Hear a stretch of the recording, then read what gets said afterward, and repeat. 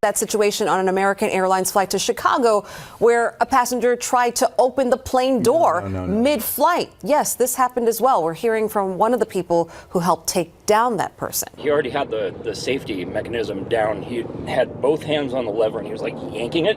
And he's a big dude and he had it, pretty well pulled. And I don't know if you could hear it, but I could hear the actual difference in pressure. There was a whistling. Can you? I don't even want to imagine. No. Passengers helped the flight crew. That passenger you just heard speaking helped the flight crew. Damn right they helped restrain the man. Jump him! Jump him!